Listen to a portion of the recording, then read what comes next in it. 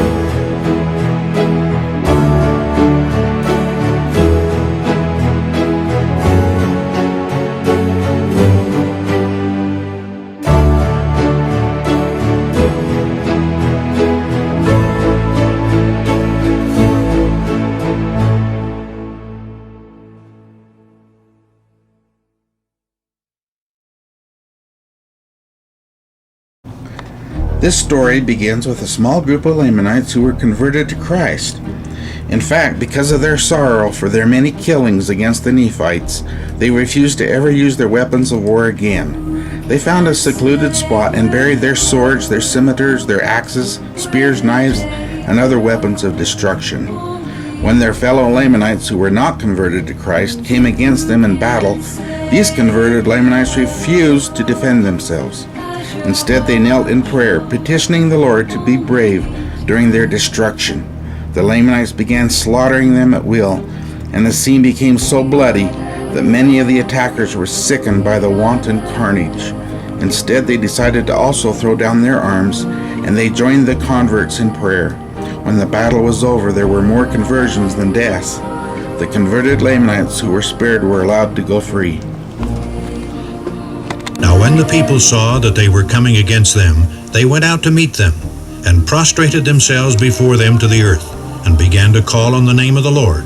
And thus they were in this attitude when the Lamanites began to fall upon them, and began to slay them with the sword, stung for the murders which they had committed.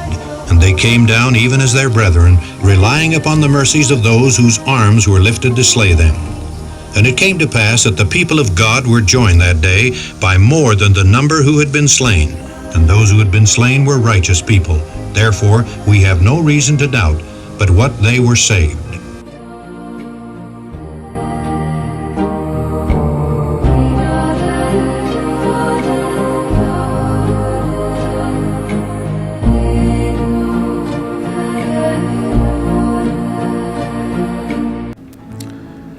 When the people of Nephi heard of these miraculous occurrences, their hearts were touched towards these converted Lamanites, who were called Anti-Nephi-Lehi's or Ammonites, as the missionary Ammon had a major role in their conversions.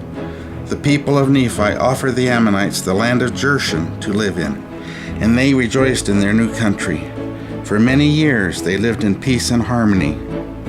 Unfortunately, peace can be fleeting, and war once again brought its ugly head. The Lamanites were attacking the northern borders, and so Chief Captain Helaman came to town to announce a message.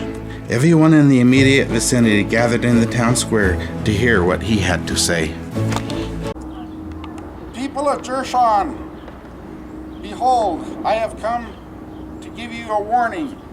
The Lamanites are at our northern borders at this time. They are attacking us in the northern countries. They've already captured the city of Cumani, the city of Manti, and the city of Zizram, and they are now attacking our fair city of Judea. I need stout-hearted men. I will lead you into battle. We will fight for our liberties, our honor, our children, and our families. Who will join me in this great endeavor? We'd love to go to war and protect the Nephites, and we're so grateful for the land and the liberties that you've given to us, sir. But we made a covenant with the Lord long ago to bury our weapons of war and to not fight again. I can see that this must be. I did not realize that you had made a covenant with God, that you would never use the weapons of war again.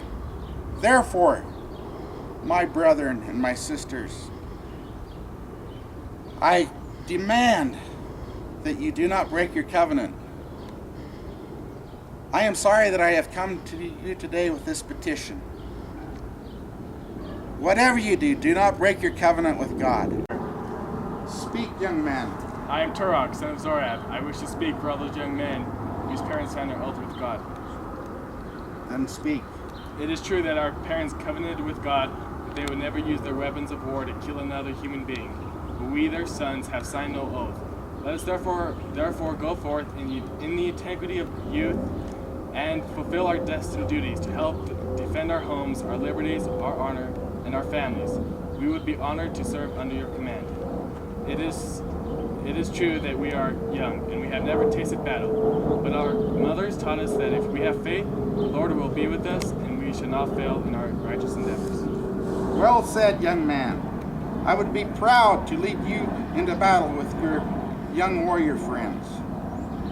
Go and find the weapons that your parents have buried and meet me at the town square tomorrow, and I will lead you into battle, and we shall be victorious. I received an epistle from Helaman, stating the affairs of the people in that quarter of the land. And these are the words which he wrote, saying, My dearly beloved brother Moroni, as well in the Lord as in the tribulations of our warfare. Behold, my beloved brother, I have somewhat to tell you concerning our warfare in this part of the land. But in the 26th year, when they saw our afflictions and our tribulations for them, they were about to break the covenant which they had made, and take up their weapons of war in our defense. But I would not suffer them that they should break this covenant which they had made, supposing that God would strengthen